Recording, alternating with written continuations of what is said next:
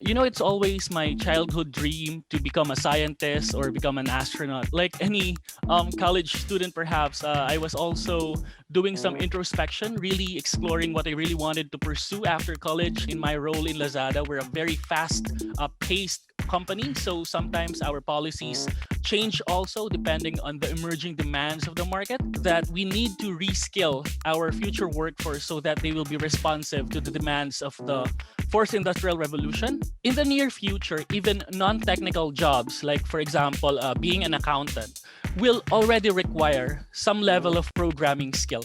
And definitely, you need to learn programming and a lot of business analytics skills. So practice. You cannot learn or become a good coder by just watching YouTube videos. So you need to put those theories into practice as well.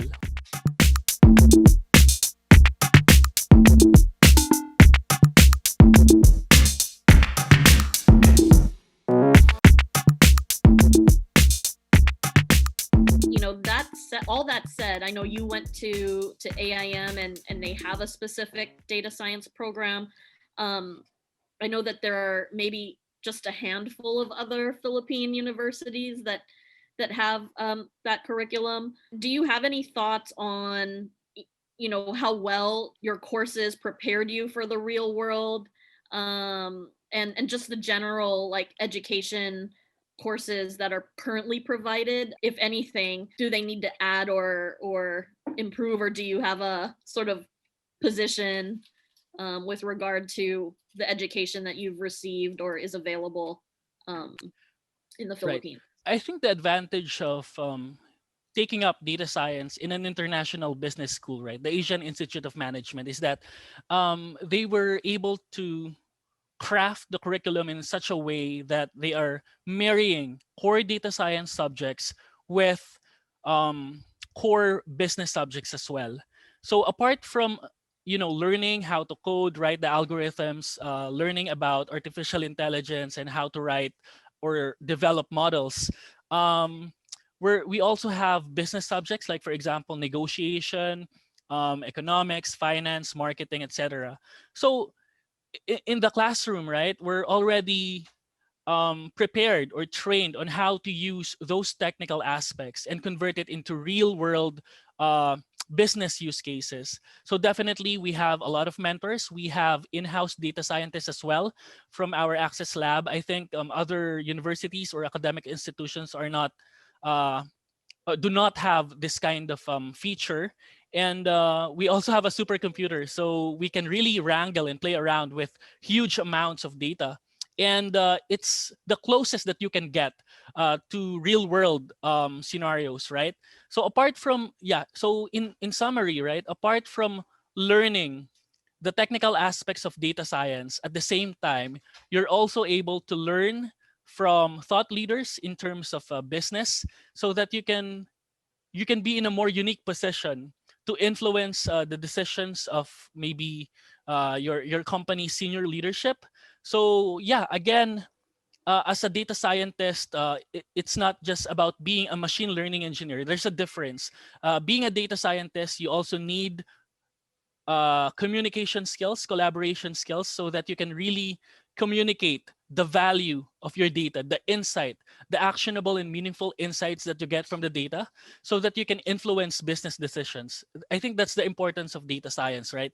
If you come up with a solution, but you're not able to influence at all the business decision, or you're not able to um, make something actionable, then I think it's not a very practical data science approach, no? So sometimes you really need to make sense of your data and get the buy-in of your stakeholders. Sometimes, I mean, in my case, usually the C-level executives of Lazada, right? So I give them the data, the insights as a decision support tool, so that their decisions about the business would be more informed, data-driven, and evidence-based. Awesome. I mean, like, I'm so inspired and like awed by, mixing both the technical side and the business side. I feel like that's what we've been trying to do at PhilDev. And so it's just inspiring to see, somebody who embodies like the mission that we're trying to do in a person. um but you had mentioned AIM, and so after you had graduated from AIM, you went on to work at Lazada. And you had Right. said, Lazada's already 9 years old, like, but it still has that startup mentality. And so, if you compare, a startup with a traditional company, like, why did you end up choosing working at a startup? And what are the advantages and disadvantages of working at a startup? I've been in the technology industry for like around 7 years, right? So I had experience working in big traditional companies and now with Lazada, right? So maybe if you're comfortable in working with really structured approaches in hierarchy or bureaucracies, then maybe working on a startup is not right for you, right? I'm not saying that one is better over the other, but definitely in a startup company or companies embracing a startup culture, definitely it's fast paced, and there will be a lot of informalities. So sometimes I describe Lazada's culture as chat culture, right? We don't do emails. Of course we do, but definitely most of our interactions are happening via chat. So because everything is moving so fast. And definitely, there are a lot of opportunities for you to collaborate. Since there are less structures, you can have the freedom of influencing other teams, proposing new solutions or possible approaches. We welcome new ideas, innovative approaches about how to solve a problem. In fact, um, just an insider, right? I think we removed the position or the title of our employees in the profile of the chat platform, right? So you're not even aware, or you don't have any idea if you're already talking to the vice president of operations or to the head of the business analytics, because there's no longer the classification about which level you're in. So I think it removes the barrier, it removes the wall that impedes you from interacting freely in terms of exchanging ideas without having reservations or hesitations that usually come up with really structured companies where there are a lot of weights given to the position of the individual or to the tenure of the individual, right? So here, everyone is free to give ideas, everyone is free to call out maybe an inefficient system or an inefficient approach to a specific problem. And in platform governance, it's really wide ranging, right? I can talk to the logistics team, I can talk to the marketing team, and sometimes even to the C-suite to offer new ideas if I have a possible or potential approach on how to, like, for example, how to make the logistics process more efficient, how to have a more data driven approach in terms of our expansion strategy, then I'm always free to do that. And what's good about Lazada, especially the leadership, is that they support people who give new ideas, and you don't have to go through a lot of bureaucratic process, right? Sometimes you don't need to go through all those uh, political activities trying to champion an idea. In Lazada, those kind of actions, those kind of proactivity is always encouraged. That's so awesome. I mean, it sounds to me like Lazada's definitely at the forefront of how you work, and setting a culture of collaboration for your entire company. Um, but you said you've also been uh, in the startup industry for several years now. Um, so I guess I'd like to get your perspective on where do you think the startup industry in the Philippines stands today, and how has it changed over the past few years, and then what are or where are the opportunities for people today in the startup ecosystem? Right. I think it's good that there are a lot of international and local organizations trying to support startup founders with their ideas, perhaps even if it's only in the ideation phase. You can already get a lot of funding from different organizations, but perhaps our government can do a better job in terms of giving more support to these kinds of people. I mean, like now we're at the height of a global pandemic. It's more challenging to found an organization during this time than ever before. And I know there are already initiatives by the government supporting the startup ecosystem in the Philippines, but I hope they will allocate more funding and support for this kind of community. And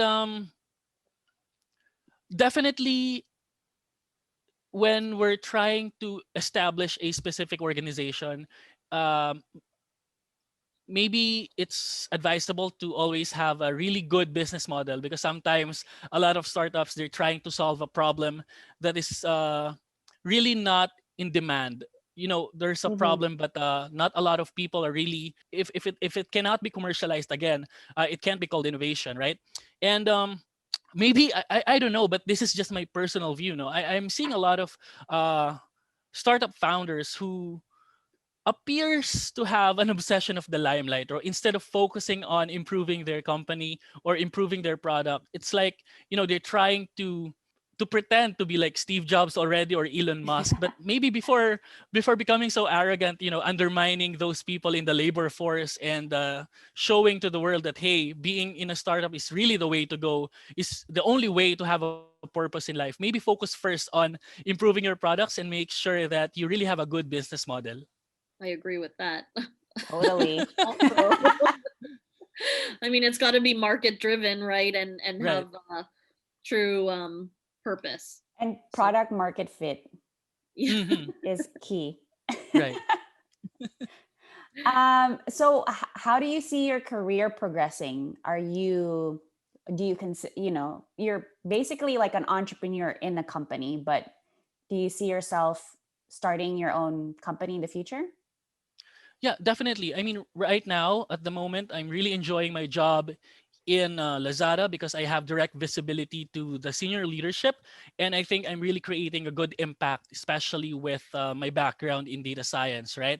I think I am able to serve as a decision support tool to the senior leadership, so that I can influence and inform their business decisions. But definitely in the future, I wish to found my own data science consultancy firm, because definitely I wish to be an important voice in terms of data science and artificial intelligence. I want to steer important discussions about this topic, because right now I think we're in the process of crafting an artificial intelligence roadmap for the Philippines. This is being done in partnership with the Asian Institute of Management and, of course, the Philippine government. And definitely, there's a need to hire more data scientists, more data science professionals in the future, if we want to scale up our organizations, our businesses here in the country and overseas, because of the data that we generate on a daily basis, right? And because of the physical constraints imposed to us by COVID-19, we're now generating even more data than ever before. And we need more professionals, more practitioners in this field to play around with the data, analyze it, process it, and present it to stakeholders, and really extract actionable and meaningful insights from this huge repository of unprocessed information, right? And definitely, by founding my own firm in data science and artificial intelligence, I wish also to have a close collaboration with the Philippine government, so that we can make our government agencies, departments, and functions more analytics ready. Because right now, I think a lot of government data are not yet analytics ready. Some of them are still documented on paper. Some of them are in PDF. So if we really want to become data driven, if we want to inform our policies based on evidence, of course, we have to start by organizing our data to make it available to the public. I'm also an advocate of open data. So I do believe that by encouraging or empowering the government to organize their data sets and make it available to the public, then we are in a better position to encourage our citizens to participate, scrutinize those data, and maybe give some insights and possible solutions on how we can make better and more sensible policies to address the pressing challenges of our nation. That's awesome. I mean, that's a big job and an ambitious goal, but I support that 100%. Yeah.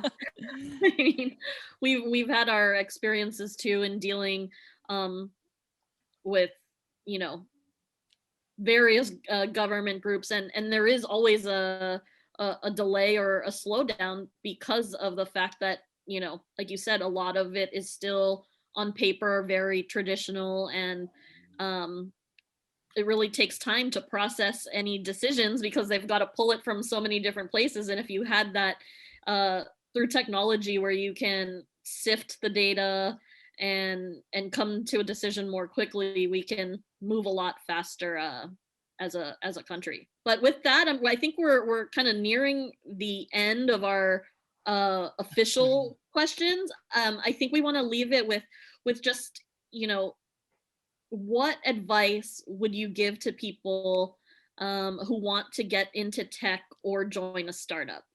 Or what, you know, what parting words would you like to leave?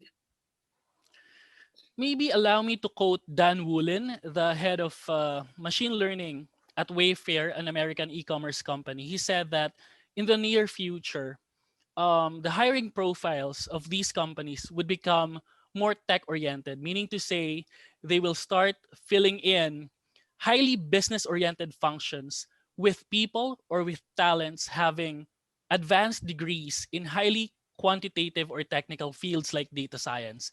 Meaning to say, um, data science, among others, will become more relevant than traditional degrees. And when you're trying to lead or manage an organization, sometimes the hiring profiles would really focus on data-driven profiles. I mean, data-driven practitioners or experts or professionals, right? And this is really the way to go. Sometimes we people call us geeks because we really focus on technology, right? Spending 24 hours with our laptops, writing codes, developing models. But the trend now is for us geeks to really go out there and know how the business works. It's only through this that we're able to make real innovation that impacts the business. Sometimes when we isolate ourselves in the technical aspect of the job, we're trying to limit the impact that we could offer in a specific organization. But when we go out there, try to communicate our ideas to our stakeholders and listen to them as well, be very keen about their needs, what they want, and really understanding the problem, really defining the problem. I think it will make a lot of significant improvements on how people view technical practitioners. And like what they always say, this is now the rise of technopreneurs, right? So technology or technical practitioners who are also entrepreneurs within their respective organizations. So don't be intimidated to take on technological challenges, to be or to explore a career in technology, in data science, for example, and at the same time have a leadership and entrepreneurial mindset so that you can take your technical skill and step it up into a whole new level by leading organizations with data and with technology. Awesome. So inspiring. No. Thank you so much, Roy. But then we Yeah. always have a fun rapid fire question that we don't show to our interview. Oh no. Oh no! So we have like around 5 questions. Like it's just a fun question so that people see more of your personality as well. How many languages or dialects can you speak? And if you do, can you say something in that dialect? Oops, I only know two, Tagalog and English. Oh. So Tagalog, mabuhay po kayo. I I took up a basic Korean courses, but it was like Oh. years ago, so I forgot everything I learned from the class. But I just remember Anyong Haseyo. what is your number one bucket list item? So something that you've never done but would like to try or do. Skydiving. Let's go to the next one. Are you a morning person or a night owl? A night owl, definitely. All right. And name your vice or guilty pleasure. Buying a lot of plants. I'm a plantito. Oh, cool. Yeah. Has it always been that way, or is it a over the last year discovery of your Yeah, maybe some part of my childhood I spent taking care of plants in the garden, but because of the pandemic, I need to find a new hobby and keep myself busy as well when I'm not working. Yeah. cool? One last question. Best advice you would give to your younger self? Best advice: just keep on going. All right. Nice. Cool. Well, I think that basically ends our interview with you, Roy. So thank you so much for spending your morning with us. And we are so thrilled and so excited to learn about your story. Right. Thank you so much, Julia and Jonesy, for having me here. It's always a pleasure to share my humble experience in my journey in the field of technology and now with Lazada. Thank you so much.